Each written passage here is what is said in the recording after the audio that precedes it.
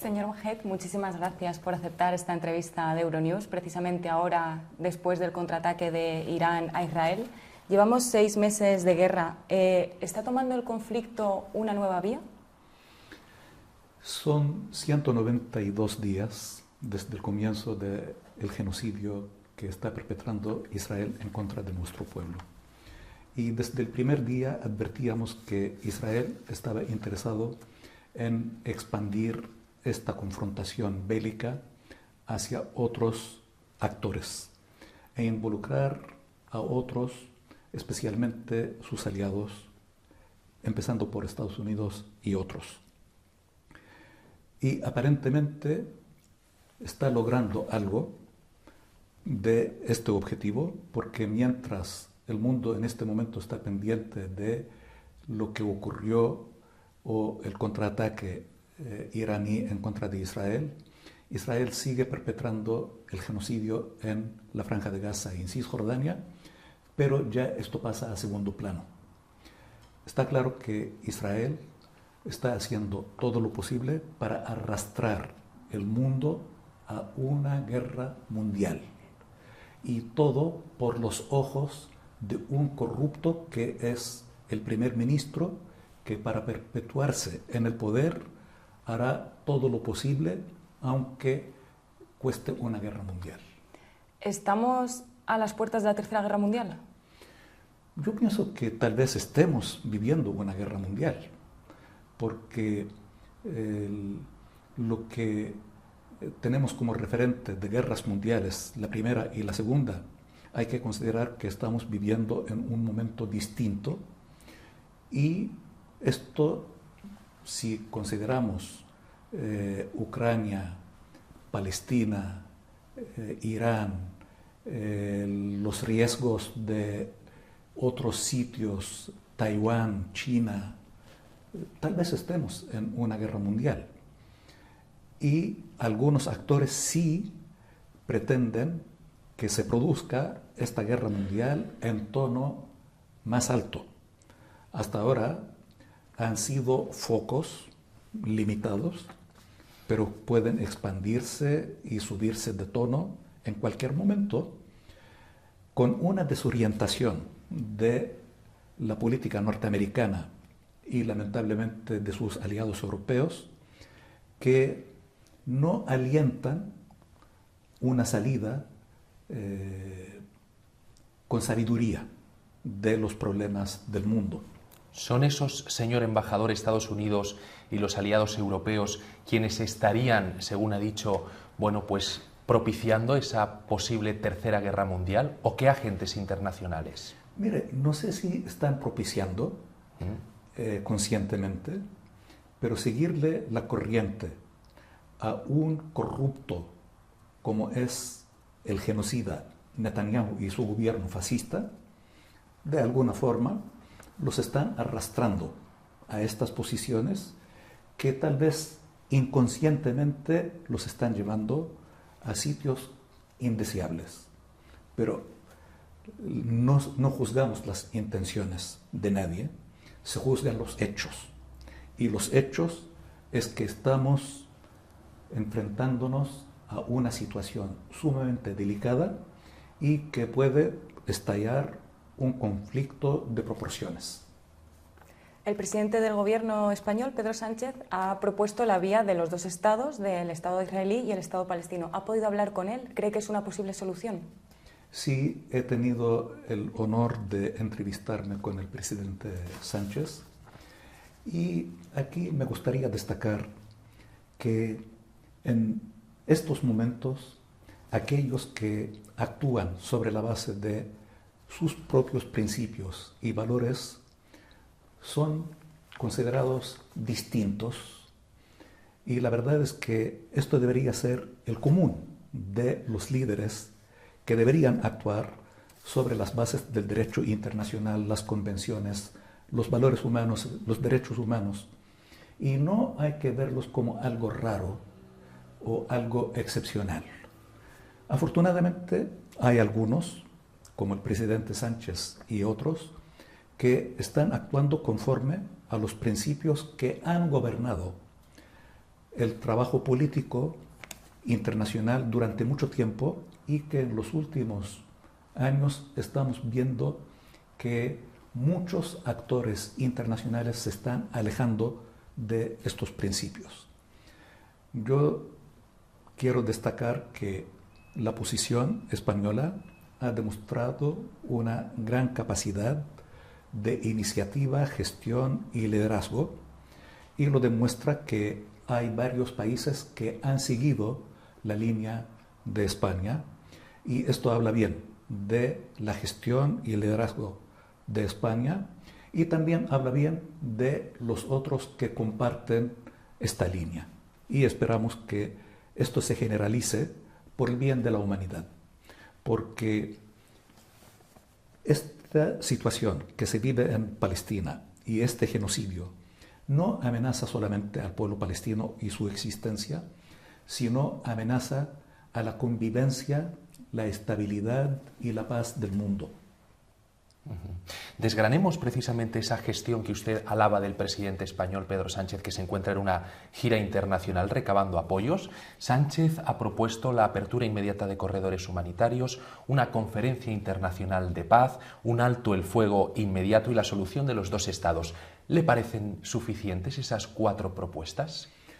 Mire, para empezar, hay algunos aventureros guerreristas en todas partes que creen que la solución de todo es por medio de la fuerza, y en el caso de Israel creen que lo que no se consigue con la fuerza se consigue con mayor fuerza, y esto va en contra de las leyes de la naturaleza, porque a mayor presión el resultado es explosión.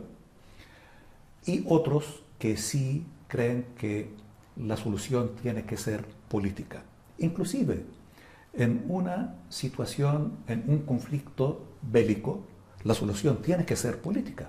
Finalmente, tiene que primar la política. Y esta línea del gobierno español, del presidente español, el primer ministro belga, irlandés, Eslovenia y otros, no quiero faltar a la verdad de otros que también siguen Noruega, esta línea, sí creen en una solución política y humana. Afortunadamente, decía que esta línea está ganando más adeptos y otros siguen esta línea. Para empezar, sí, hay que exigir e implementar un alto el fuego inmediato.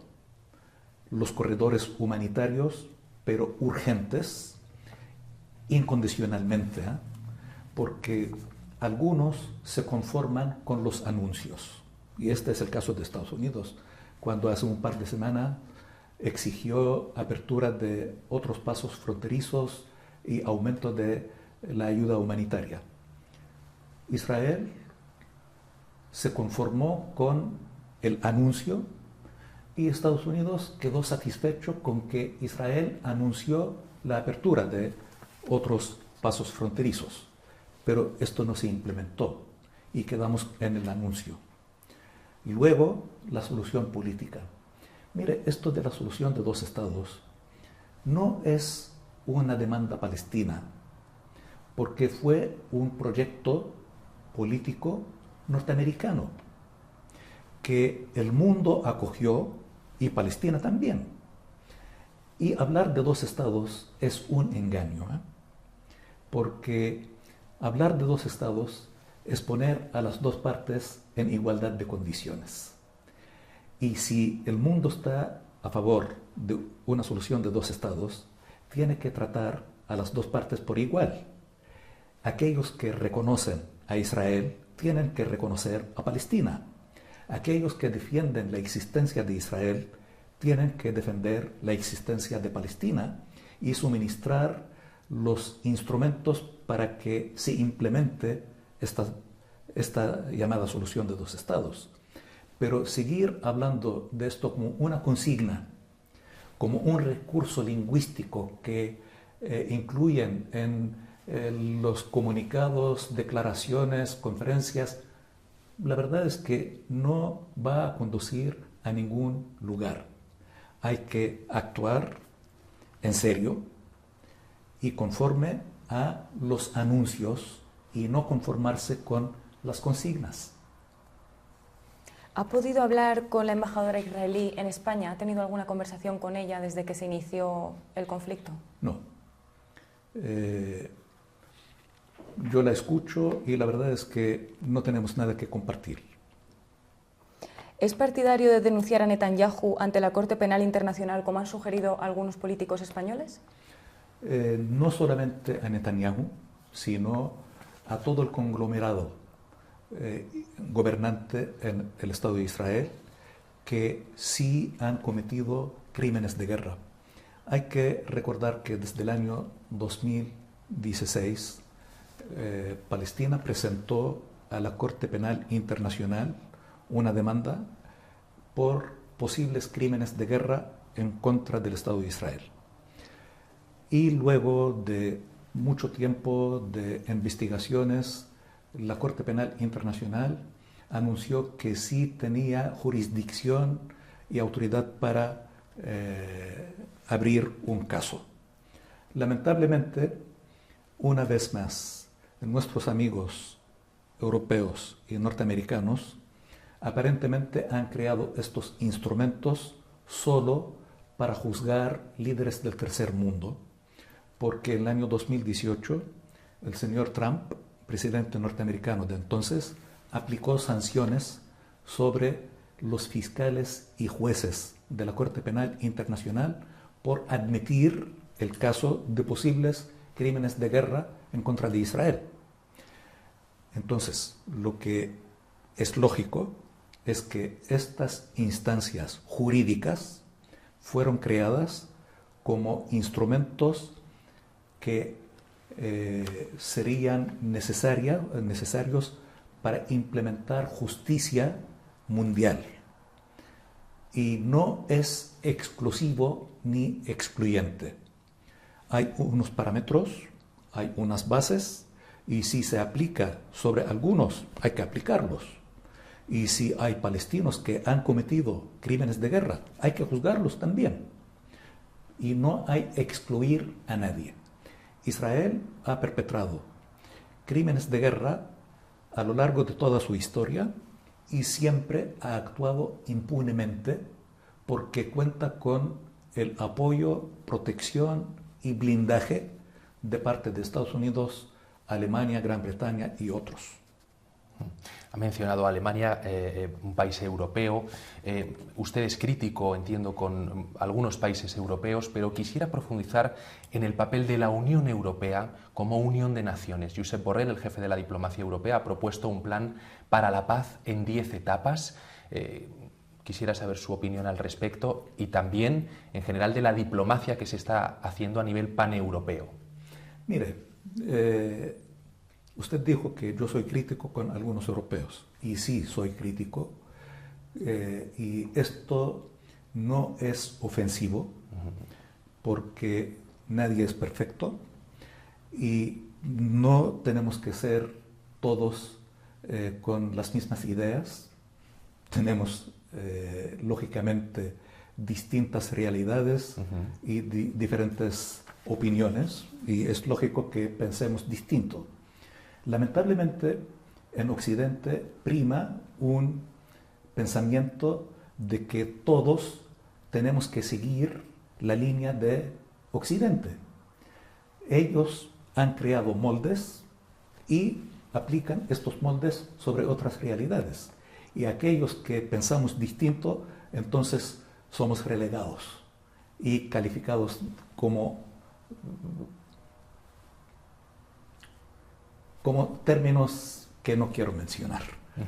Entonces, volviendo a las políticas de los países europeos, es inconcebible que un país que ha cometido lo que ha cometido durante los años 30 y durante la Segunda Guerra Mundial, que mantenga prácticamente la misma línea y ahora cambie el objeto de su racismo y discriminación.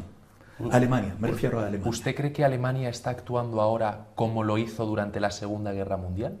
No necesariamente igual como lo hizo, pero en esencia está aplicando una discriminación en contra del pueblo palestino.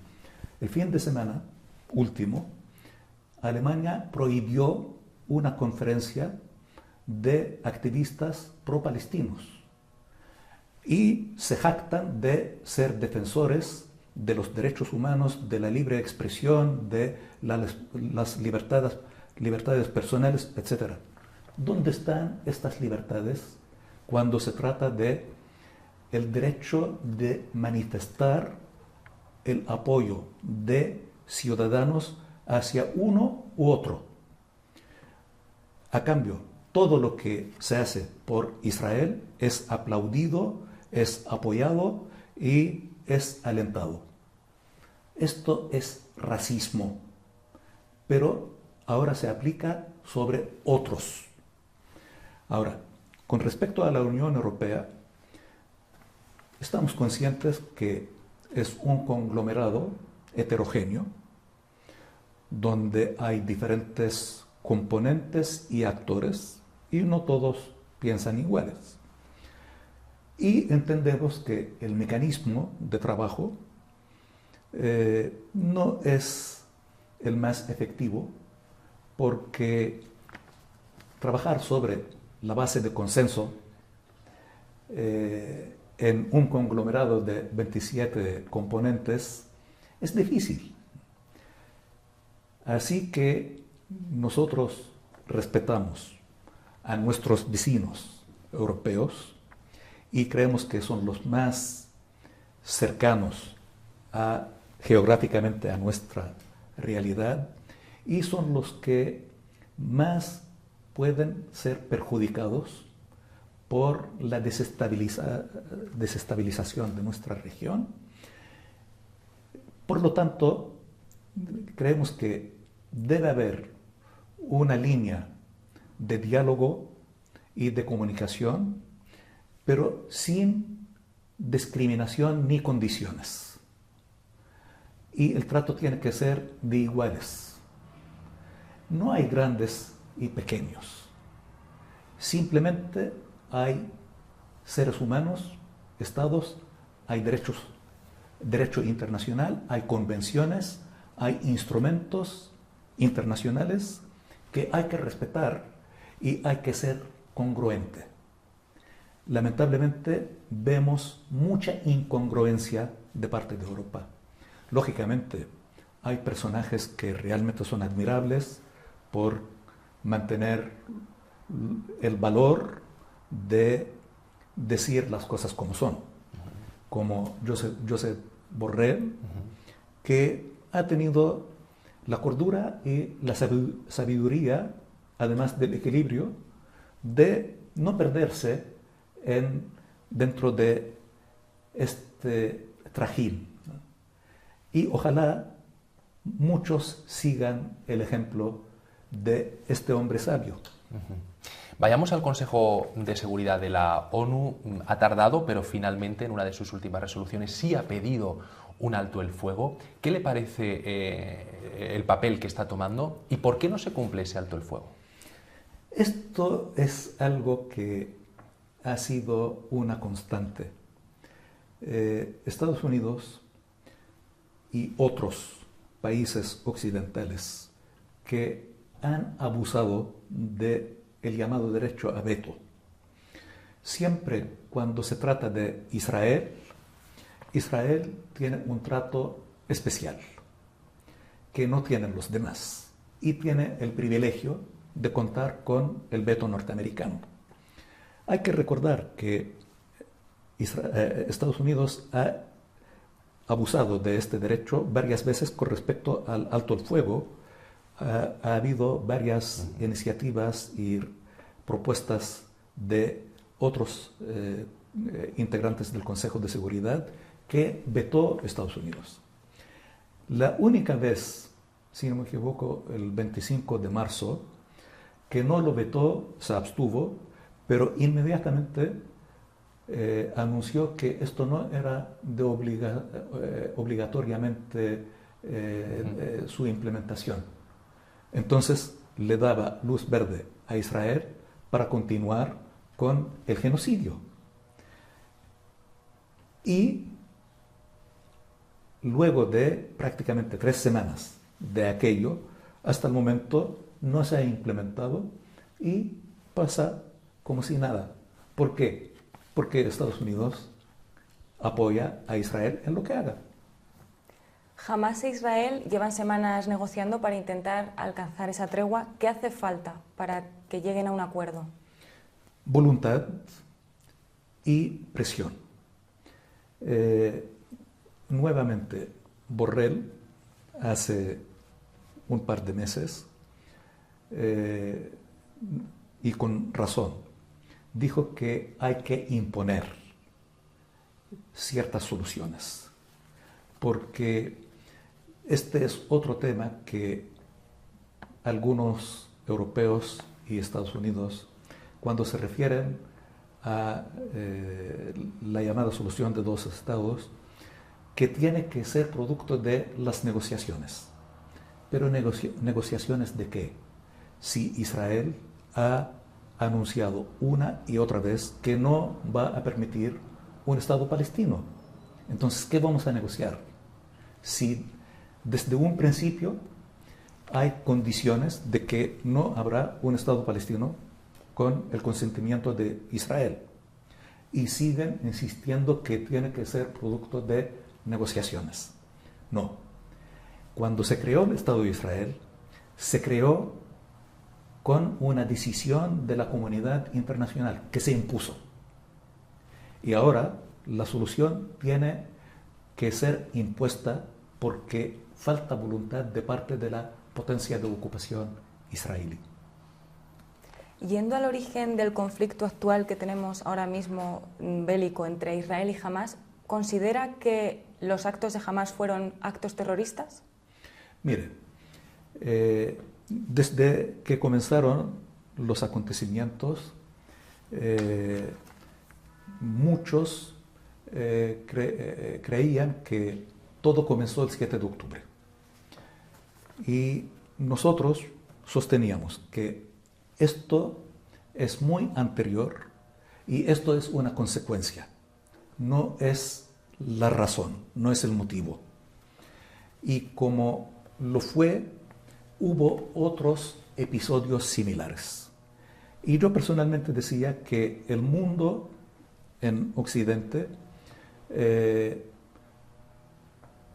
comenzó el 7 de octubre. No hay un antes ni un después. Y los acontecimientos de esta semana última demuestran que muchos en Occidente no ven ni antes ni después.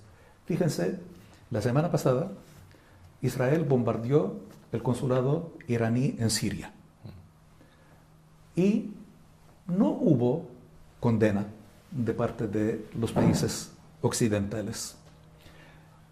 Anoche o antenoche Irán contraatacó y sí, anoche hubo una sesión del Consejo de Seguridad y condenas muy contundentes, exigencias, etc. Israel tiene derecho a la autodefensa y esto es otro engaño, porque hay que volver al derecho internacional. Una potencia de ocupación no tiene tal derecho a la autodefensa porque es una potencia de ocupación. El derecho a la autodefensa es cuando 2 estados independientes y soberanos, uno agrede al otro, el agredido tiene derecho a la autodefensa. Y este es el caso, y no estoy promoviendo nada a favor de Irán en lo absoluto, pero estoy describiendo lo que ocurrió. El consulado es parte del territorio y de la soberanía de un país. Atacar una sede diplomática es atacar la soberanía de un Estado independiente y soberano. Y en este caso sí se aplica el derecho a la autodefensa. Nuestros amigos europeos, muchos, y norteamericanos entienden el derecho a la autodefensa como algo exclusivo de Israel.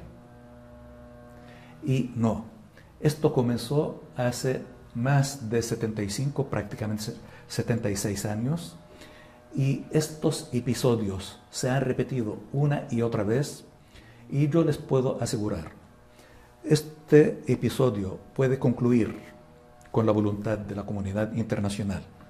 Hoy, mañana, en una semana, en un mes o en 6 meses.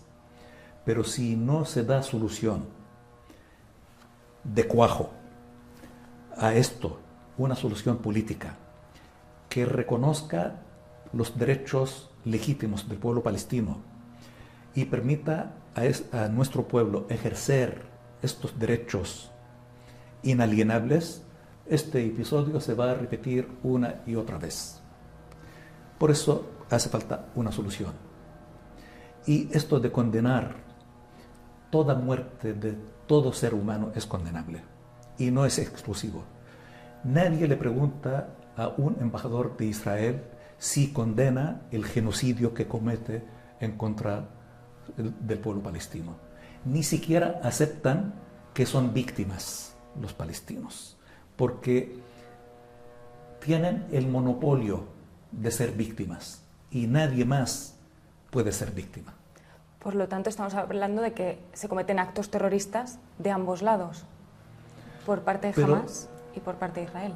Israel, desde el año 48, y yo les recomiendo que por favor vuelvan un poco atrás y van a encontrar mucho material.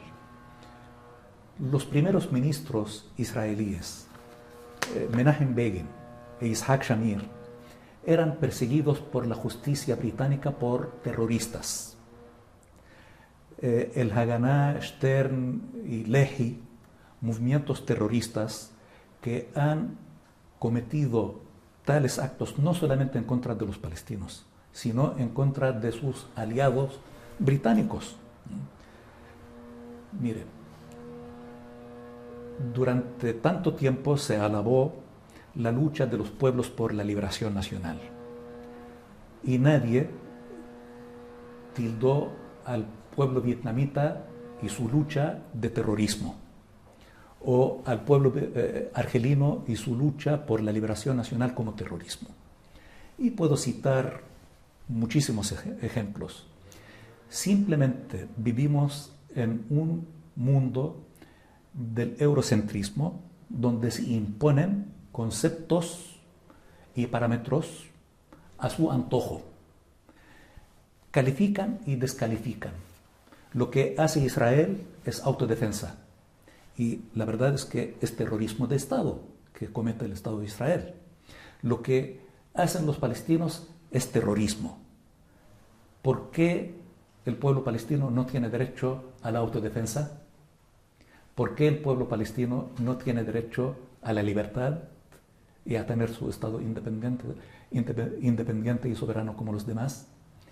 Hay que revisar los conceptos, porque hasta el día de hoy no hay un concepto de lo que es terrorismo. Y por favor, yo les invito a investigar. ¿Cuál es el concepto de terrorismo? Naciones Unidas no ha aprobado un concepto único de terrorismo. Entonces, ¿quién califica a quién? La Autoridad Nacional Palestina, señor embajador, ¿podría tener conversaciones con Hamas para, pues, de alguna manera intentar mediar o que se abra a una negociación Hamas con Israel? Israel pide la liberación, como sabe, de los secuestrados, Hamas la de, a su vez, la de los rehenes. ¿Usted, la Autoridad Nacional Palestina, podría mantener esa conversación con Hamas? ¿Serviría de algo? Mire, tanto la Autoridad Nacional Palestina como Hamas somos palestinos.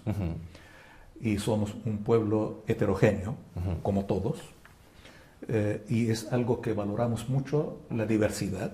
Somos un pueblo multiétnico, multicultural, multireligioso, y tenemos todas las corrientes políticas e ideológicas, y esto para nosotros debe ser una fuente de riqueza. Y entre los componentes del mismo pueblo, es normal que haya más que diálogo, porque somos todos, al fin y al cabo, palestinos. Me guste o no la ideología de unos y de otros, me guste o no las políticas de unos y de otros, todos somos palestinos. Y tenemos que buscar puntos de encuentro, especialmente considerando que estamos bajo ocupación y un misil israelí, cuando cae sobre una escuela o sobre un hospital, no le pregunta a uno si es militante de tal facción o no es militante, simplemente mata a palestinos. Es una obligación nuestra mantener un diálogo y tratar de buscar políticas de consenso nacional que beneficien a nuestro pueblo. No es ningún secreto que nosotros tenemos nuestras diferencias con Hamás, pero esto no significa que dejan de ser palestinos o que dejemos de dialogar con palestinos. Señor embajador, su solución para este conflicto, por último, nos gustaría saber cuál sería la suya, personal.